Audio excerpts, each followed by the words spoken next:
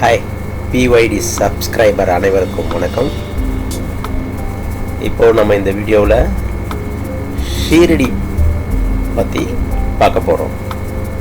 வாங்க வீடியோக்குள்ளே போகலாம். ஷீரடி சொன்னதுமே நமக்கு சாய்பாபாவுடைய அந்த ஞாபகம் தான் வரும். ஷீரடிக்கு நம்ம எப்படி போக போகிறோம்? ஷீரடிக்கு எவ்ரி வீக் புதன்கிழமை ஒரு ட்ரெயின் இருக்குது. நம்ம அதில் தான் பிளான் பண்ணணும். சப்போஸ் தவிர்க்க முடியாத காரணத்தினால நம்ம உடனடியாக போக போகிறோம், டிக்கெட் கிடைக்கலன்னா பூனே போயிட்டு அங்கேருந்து பஸ்லேயோ இல்லை கார்லேயோ நம்ம ட்ராவல் பண்ணலாம்.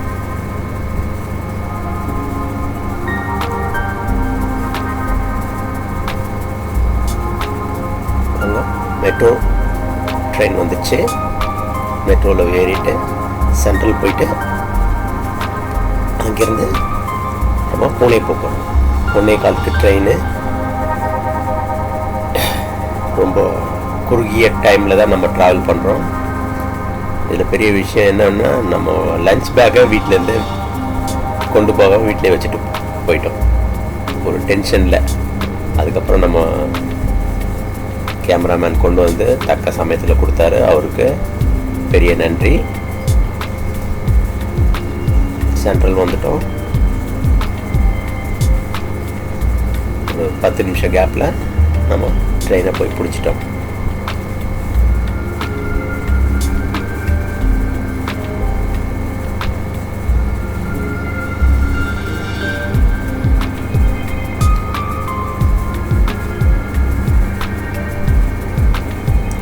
ட்ரெயினில் நம்ம கூட ஸ்கூல் பசங்கள்லாம் வந்துருந்தாங்க. ஒரு காம்படிஷனுக்காக மும்பை போனாங்க. அவங்க ரொம்ப ஜாலியாக நம்மளோட ட்ராவல் பண்ணாங்க.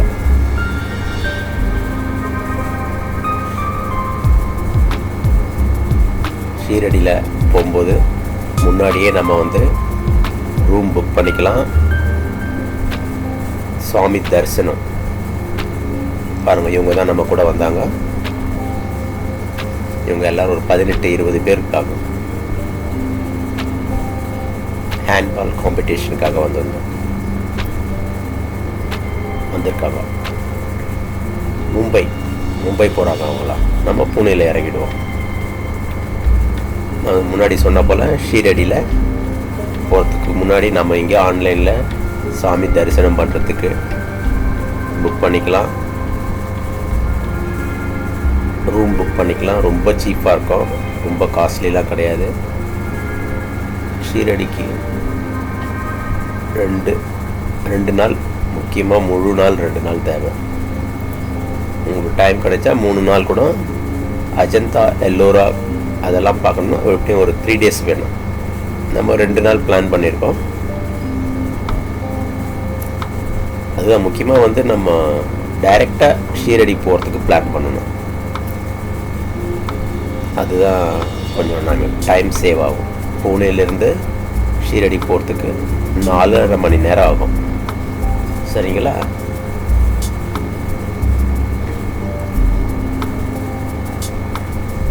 மறுநாள் காலையில் 8:15 பூனே ஜங்ஷன் வந்துட்டோம். இங்கேருந்து நம்ம 4.5 hours ட்ராவல் பண்ண போகிறோம். நம்ம இங்கே ஒரு கார் புக் பண்ணியிருக்கோம். கார் டிரைவருக்கு ஃபோன் பண்ணோம். அவர் ஃப்ரண்ட் சைட் கேட்டில் இருக்கிறதா சொல்லியிருக்காரு. பட் ஆனால் நம்ம பேக் சைடில் வழியாக போயிட்டுருக்கோம். அப்புறம் ஃப்ரண்ட்டில் போயிட்டு ஃபோன் பண்ணி அந்த பக்கம் அது 1 வேன்றதுனால நமக்கு தெரியாது, இல்லை புதுசாக போகணும். அதனால் யாராவது போனீங்கன்னா எந்த வழி, ஃப்ரண்ட்டு கேட்டா பேக் கேட்டான்னு கேட்டுட்டு நம்ம போகிறது நல்லாயிருக்கும். அங்கேருந்து கொஞ்சம் இது 1 வே. அப்படி நம்ம போனோம்னா அங்கே கார் டிரைவர் வெயிட் பண்ணிகிட்ருக்காரு.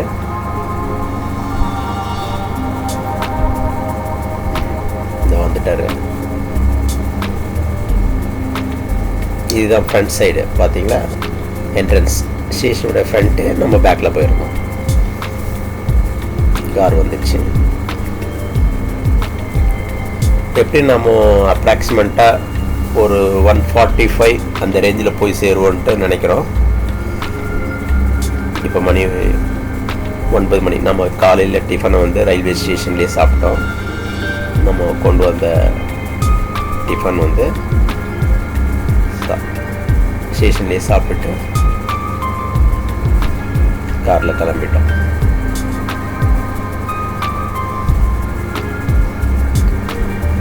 நம்ம புக் பண்ணும்போது தரிசன் வந்து நிறைய இருக்கு. டைமிங் 6:30க்கு புக் பண்ண நல்லாயிருக்கும்.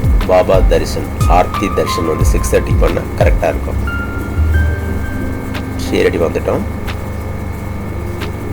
நமக்கு அலோகேஷன் பண்ண ஒரு ஏரியா நிறைய பிளாக் இருக்குது. இங்கே 2-3 பிளாக் இருக்குது.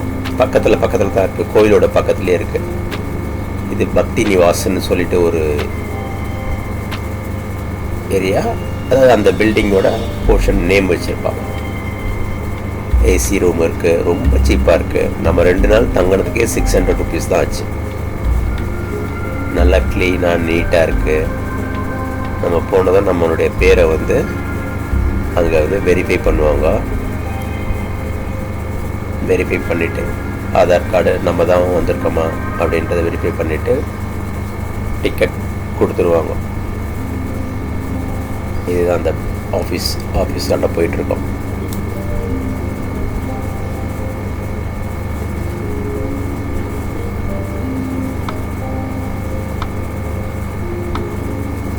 உள்ளே என்ட்ரு ஆகணும். வெரிஃபை பண்ணிவிட்டு டிக்கெட் கொடுப்பாங்க. நம்ம டைம் வந்து மதிய டைம் போல் போய் சேர்ந்ததுனால நம்ம வந்து காலையிலே வந்து அங்கே சாப்பிட்டோம். மதியம் வந்து இங்கே என்ட்ரன்ஸில் சாப்பிட்லாம். ஸோ நமக்கு தெரியாதனால நம்ம எல்லாம் க்ளீன் பண்ணிட்டு ரூம் போய்ட்டு ரீஃப்ரெஷ் பண்ணிவிட்டு வந்துடும். ஒரு 3 மணி ஆயிடுச்சு. ஸோ ஃபுட்டு வந்து 4 o'clock தான் மறுபடியும் ஸ்டார்ட் பண்ணுறாங்க. ஓகே. கோவில் பக்கத்தில் பார்த்தோம்னா முழு நேரமும் அன்னதானம் பண்ணுவாங்க. இதை நம்ம ஸ்டே பண்ணியிருக்க இடத்துனால கொஞ்சம் டைம் வந்து பிரேக் ஆகும். ஒரு 2 hour 2 o'clock முடிஞ்சுன்னா மறுபடியும் 4 o'clock தான் ஸ்டார்ட் பண்ணுறாங்க. ஸோ மதிய டைம் கரெக்டான டைம் போனோம்னா அங்கே சாப்பிட்டுடலாம். இல்லை ரீஃப்ரெஷ் ஆகிட்டு 4 o'clock போல் லஞ்சுக்கு போகலாம். ரூம் அலோகேஷன் பண்ணுறதுக்காக இந்த கவுண்டரில் போயிட்டு நம்ம ஆன்லைன் ஸ்லிப்பை காமிக்கிறோம்.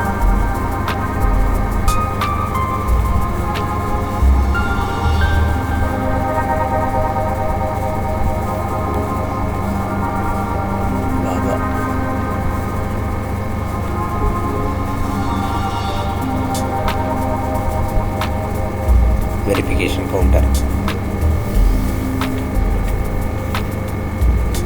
மணி 2 ஆயிடுச்சு. 1:50 ஆயிருக்கு. அதான் நான் முன்னாடியே சொன்ன போல் 1:45 போல் ரீச் ஆகிட்டோம்.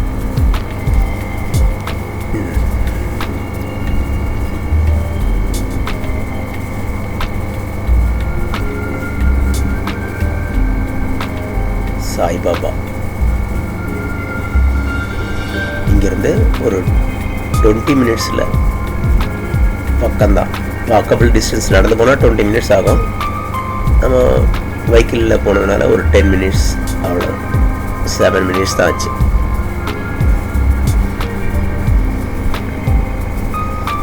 இங்கே நிறைய பிளாக் இருக்குது. ABCDL வரையும் இருக்குது. ஒரு ஹால்லேயே கிட்டத்தட்ட 100 rooms இருக்குது.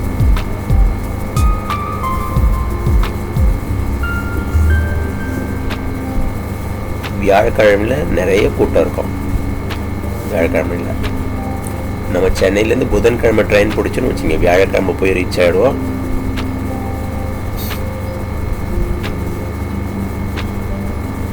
காலையில் ரீச் ஆகிடுவோம்.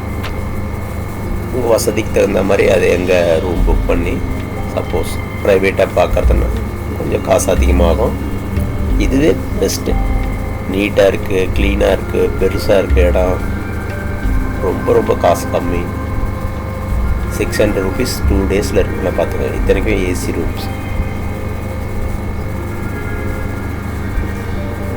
ஸோ இது ஒரு அறக்கட்டளையில், சாய்பாபா அறக்கட்டளையில் அவங்க பண்ணிகிட்ருக்காங்க.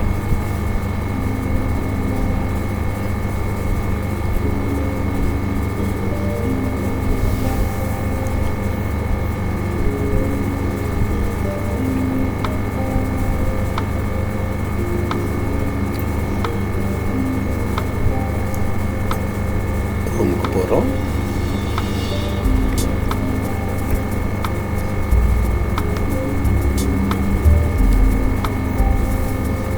பாபா பார்க்குறதுக்கு நம்ம 6:30 மணிக்கு ஆர்த்தி புக் பண்ணியிருக்கோம்.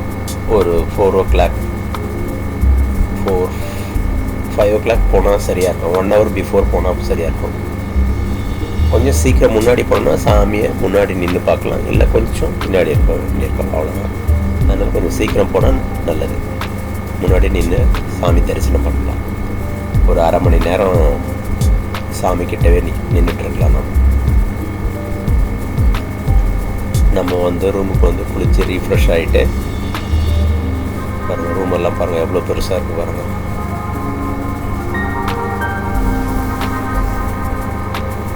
பசங்களுக்கு ப்ளே கிரவுண்ட் இருக்குது, நல்ல சின்ன சின்ன என்டர்டைன்மெண்ட் இருக்குது.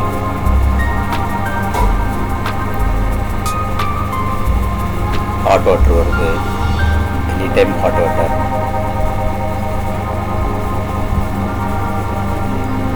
ரூமுக்கு வந்து ரிஃப்ரெஷ் ஆகிட்டு சாப்பிட போகிறோம்.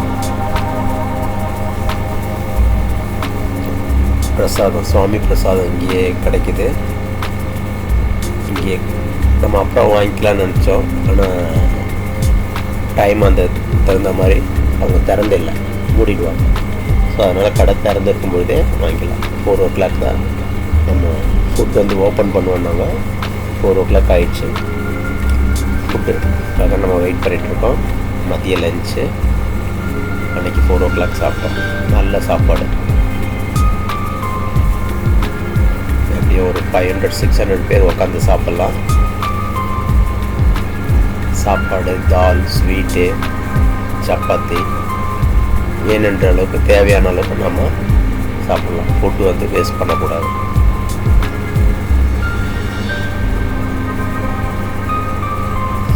சாப்பிட்டு முடிச்சுட்டு வெளியில் வரோம். இப்போ நம்ம கோயிலுக்கு போகிறோம்.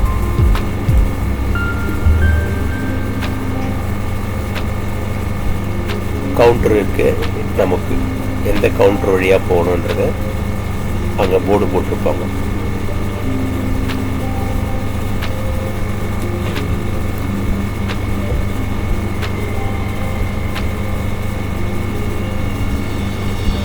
கோயிலாண்ட வந்துட்டோம். பாருங்கள், இங்கே நிறைய கேட் இருக்கும். ஃபஸ்ட் கேட், செகண்ட் கேட், இந்த மாதிரி ஆல்மோஸ்ட் 9 கேட் நம்பர் வரையும் இருக்குன்னு நினைக்கிறேன். நமக்கு வந்து 6 கேட் நம்பர். அந்த வழியாக உள்ளே போகிறோம். உள்ளே போயிட்டு உள்ளே போனால் கேமராலாம் அலௌட் இல்லைன்னு நினைக்கிறேன். அங்கே முடிஞ்ச வரையும் நம்ம கவர் பண்ணலாம். ஸ்லிப்பர், ஃபோன் எல்லாமே வந்து இங்கே வந்து ஹேண்டர் பண்ணிடணும். அலோட் கிடையாது. உள்ள எலக்ட்ரானிக் பொருட்கள் எதுவும் உள்ளே அலோவ் பண்ண மாட்டாங்க. எல்லாமே இங்கே நம்ம உள்ளே வச்சுட்டு சாமியை பார்க்க போகிறோம். ஒரு 2 மணி நேரத்தில் பார்த்துட்டு வரலாம். சாமி உள்ளே போனதும் சாய்பாபாவுடைய என்ட்ரன்ஸில் வெயிட்டிங் ஹால் இருக்குது. ஒரு நம்ம 4:30 மணிக்கு போனோம். 5 o'clock வந்து உள்ளே அலோவ் பண்ணாங்க. 6:30 சாமிக்கிட்ட ஒரு 6:15 போயிட்டோம். போயிட்டு 7 o'clock வரையும் பூஜை ஆர்த்தி இருந்தது பார்த்துட்டு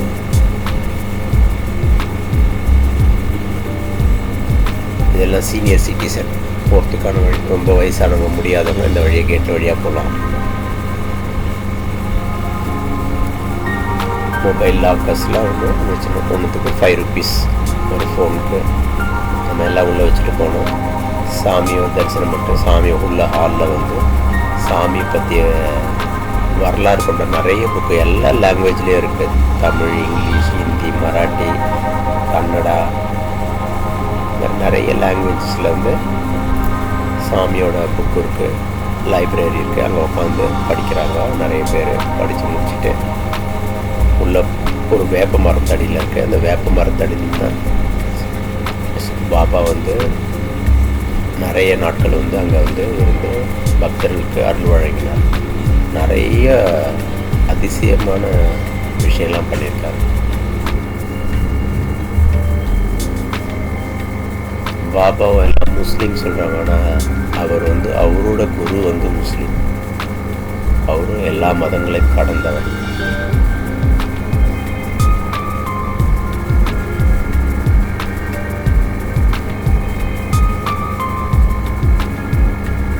சாமி தரிசனம் பண்ணிட்டு வெளியில் வந்தோம்னா சாமியோட திருவுருவம் அதெல்லாம் வெளியில் விற்கிறாங்க கடையில். கயிறுங்க, பாபாவுடைய கயிறுங்க. அப்புறம் நம்ம கடையில் பர்ச்சேஸ் பண்ணியிருக்கும்போது ஒரு நாய் வந்து நம்ம கூட இருந்து ரொம்ப பழகின நாய் மாதிரி வந்து அது நம்மக்கிட்ட ஏதோ கேட்குது.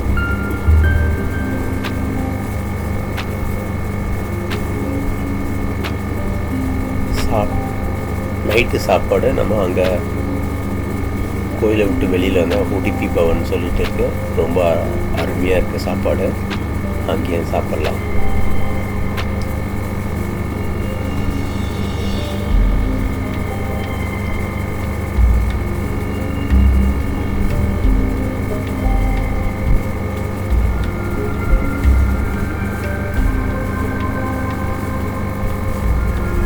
அதுக்கப்புறம் நம்ம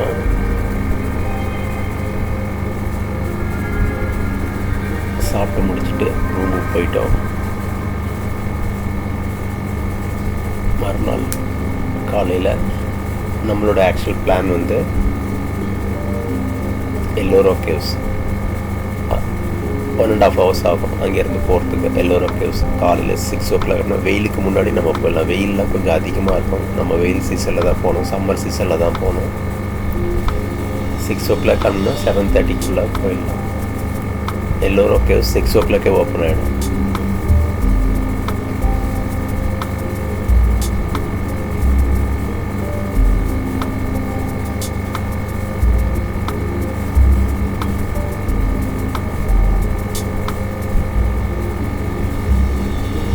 பழகினது போல நாய் இருக்குது, பரிச்சயப்பட்டது.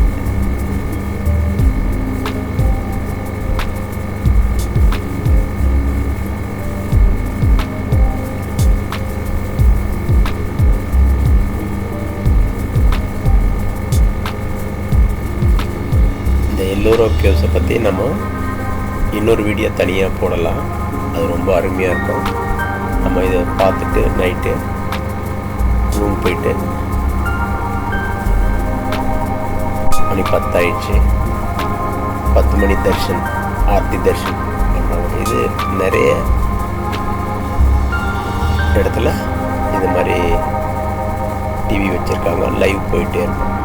24 hours லைவ். நீங்கள் இப்போ பார்த்தா கூட லைவ். 24 hours எப்போ கோவில் நட திறக்கிறாங்களோ அப்போத்துலேருந்து கோவில் மூடுற வரையும் அந்த லைவ் வந்து போயிட்டே இருக்கும். விடிகாலம் 5 o'clock இருந்து நைட்டு 10:30 வரையும் லைவ் இருக்கும்.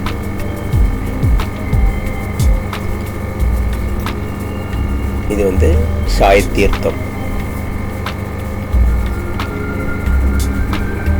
மறுநாள் காலையில் சாய் தீர்த்தத்துக்கு வந்திருக்கோம். இங்கே வந்து பாபாவை பற்றி நிறைய தெரிஞ்சுக்கலாம். நிறைய அவரோட ஹிஸ்ட்ரி, கொஞ்சம் ஃபோட்டோஸ், மூவிஸ்லாம் வந்து தியேட்டருக்கு இது உள்ள பாபா பற்றிய வரலாறை வந்து ரொம்ப அருமையாக சொல்கிறாங்க.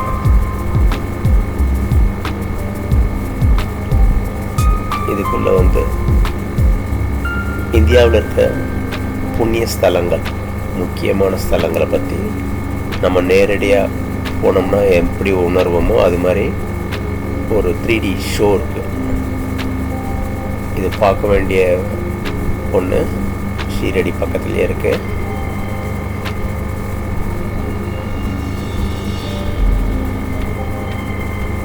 1500 டிக்கெட் நினைக்கிறேன், வித் ஃபுட்டோடு வரும் ஒருத்தருக்கு. 10 o'clock ஓப்பன் பண்ணுவாங்க. மதியம் 1 மணி வரையும் 4 hours 2 3D ஷோ இருக்கும். சாய் தீர்த்தம் சொல்லிட்டு இதுக்கு டிக்கெட் கவுண்டர் இங்கே முன்னாடி வாங்கிக்கணும்.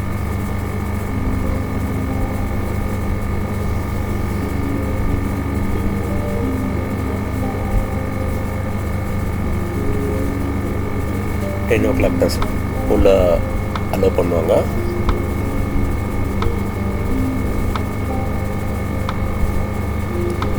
இதுக்கு எதிர்க்கு ஒரு தீம் பார்க் இருக்குது, வெட் அண்ட் ஜாயின்னு சொல்லிட்டு, குழந்தைங்களுக்கு கொஞ்சம் பெரியவங்களுக்கு கூட நல்ல என்டர்டைன்மெண்ட்டான ஒரு வாட்டர் கேம்ஸ்லாம் நிறைய இருக்குது. அலோவ் பண்ணிட்டாங்க. உள்ள 10 o'clock டைம் ஆயிடுச்சு, உள்ளே போகிறோம்.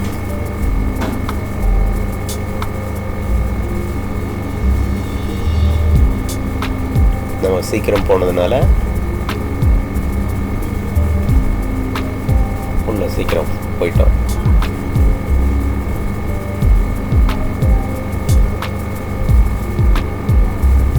இது ஷோ வந்து 2 ஷோவாக இருக்கும். 10 மணிக்கு ஒன்று ஸ்டார்ட் பண்ணுவாங்க, ஒரு குரூப் போயிட்டுருக்கோம். அதுக்கப்புறம் 11:30 போல் இன்னொரு குரூப், நெக்ஸ்ட் குரூப்.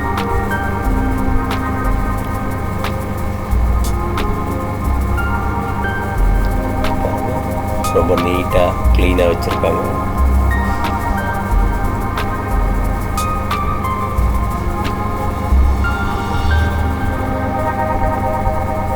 இந்த நீரூற்று அழகாக பண்ணியிருக்காங்க.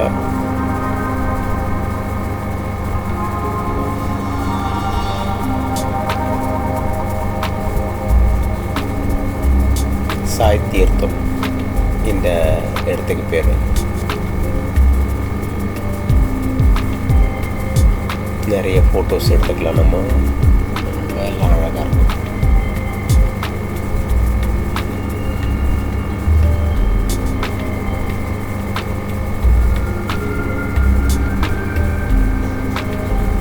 இப்போ அந்த டெம்பிள் ரிவ்யூஸ்க்காக நம்ம உள்ளே போயிட்டு நிற்கிறோம். தென்னிந்தியாவுடைய மதுரை, அப்புறம் திருப்பதி, இந்தியாவில் இருக்க மிகவும் புண்ணிய ஸ்தலங்கள் அத்தனையும் வந்து நம்ம நேரில் போய் தரிசித்தோம்னா எப்படி அந்த ஒரு உணர்வு இருக்குமோ அந்த மாதிரி ஒரு 3D ஷோ கண்டிப்பாக பார்க்க வேண்டிய ஒரு இடம்.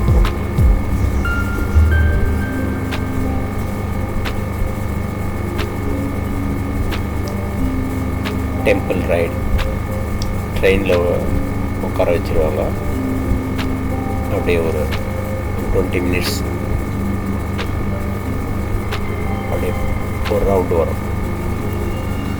இப்போ நம்ம அதை தான் பார்த்துட்ருக்கோம்.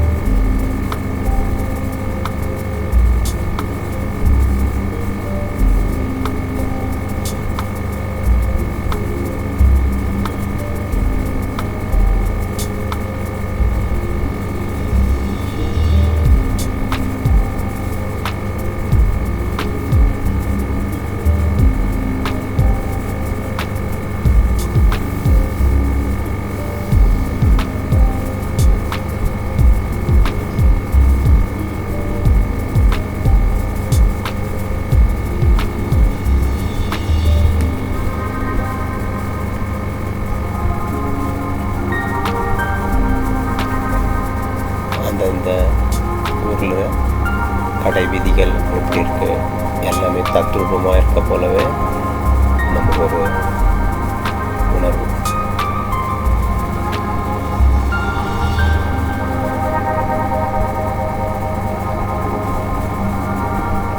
ஷீரடிக்கு போயிட்டு வந்தால் இந்தியா ஃபுல்லாக சுற்றி பார்த்துட்டு வந்த மாதிரி ஒரு ஃபீல் இந்த கோவிலில். பூரி ஜெகநாதர், உத்தரகாண்ட், ஹிமாச்சல்,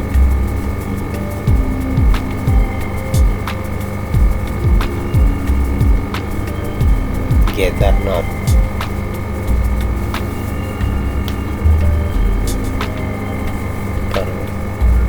எவ்வளோ ரியலாக இருக்க மாதிரியே இருக்கு. ஃபேண்டாஸ்டிக்.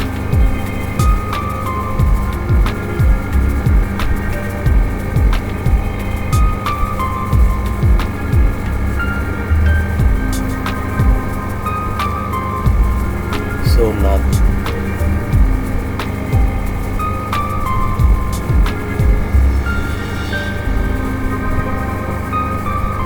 பத்ரிநாத்,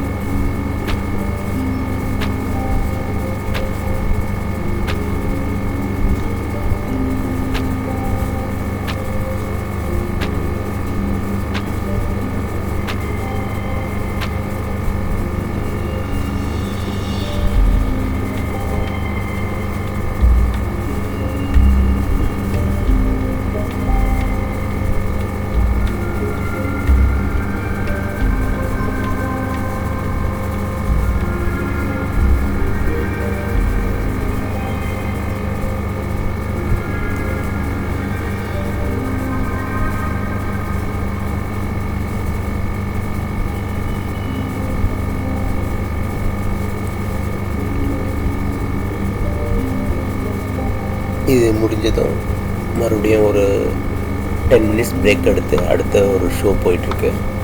அது ஒரு 3D ஃபிலிம். சாய்பாபா பற்றி ஒரு சின்ன கட்டுரை சொல்லிட்டு இருப்பாங்க. அமிர்தரஸ், இந்த மாதிரி ஆன்மீக ஸ்தலங்கள் எல்லாமே இருக்கும்.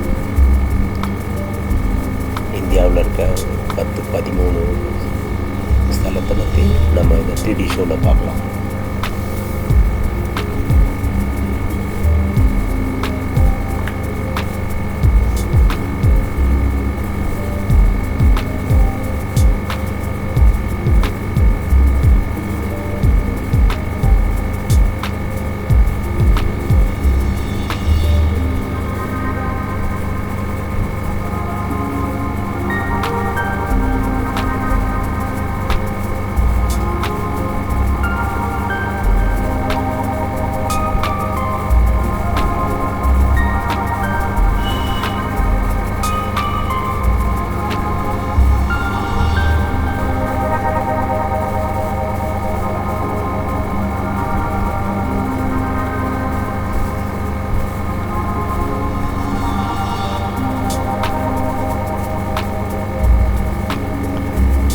சாய்பாபாவுடைய காலம்னு பார்த்தோம்னா 1838 1918 வரை இவர் ஒரு ஆன்மீக குரு, ஒரு துறவியாக நாம் இருக்கார்.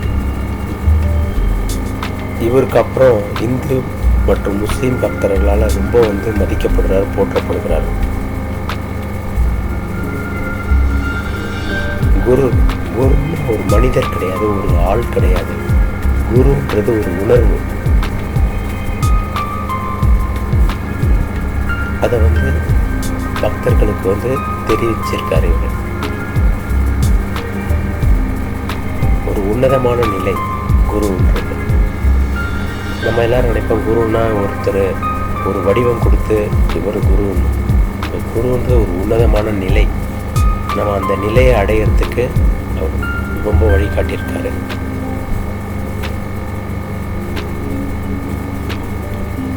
ஜாதி மதம் எல்லாத்துக்கும் கடந்து இருந்திருக்கார்.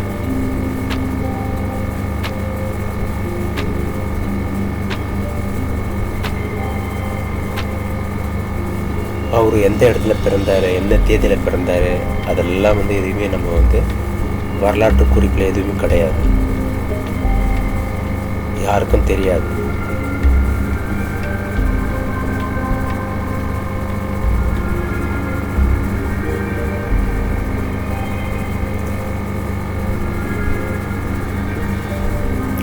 அங்கே அடுத்த ஷோவில் இந்த கதையெல்லாம் ஒரு 3D ஷோவாக நமக்கு வந்து சொல்கிறாங்க. மராட்டிய மாநிலத்தில் கங்கா பத்மா தேவகிரி அம்மா என்ற தம்பதிக்கும் வசித்திருந்தாங்க.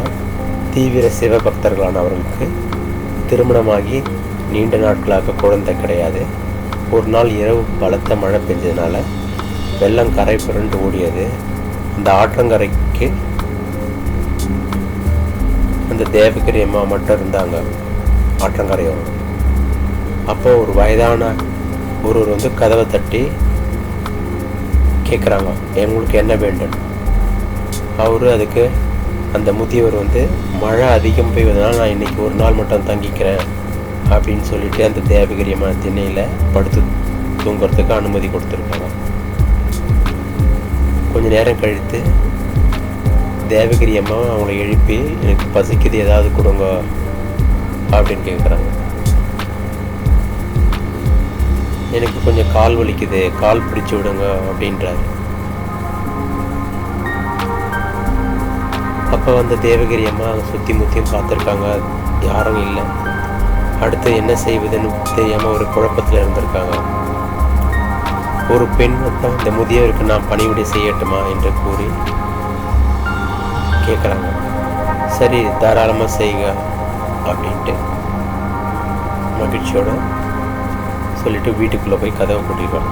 வெளியில் இருந்த முதியவரும் உண்மையில் வந்து அது வந்து பரமசிவன் பார்வதியும் அந்த மாதிரி ஒரு வேடம் போன்று தேவகிரி அம்மாவுடைய குறை தீர்க்க வந்திருக்காங்க. அப்புறம் தேவகிரி அம்மா வெளியில் வந்து பார்த்தப்போ பரமசிவன் பார்வதி மாதிரி காட்சி கொண்டு இருக்காங்க. ரொம்ப மகிழ்ச்சியோட உச்சத்துக்கு சென்றிருக்காங்க. தேவகிரி அம்மா இறைவன்கிட்ட வணங்கி ஆசீர்வாதம் பண்ணி உனக்கு 3 குழந்தைகள் பிறப்போம், 3வது குழந்தைய நானே உன் வயிற்றில் வந்து பிறப்பேன்னு ஆசை கூறி மறைத்திருக்காரு. இது மாதிரி ஒரு கதை வந்து அங்கே இந்த ஸ்டோரியில் வந்து போயிட்டு.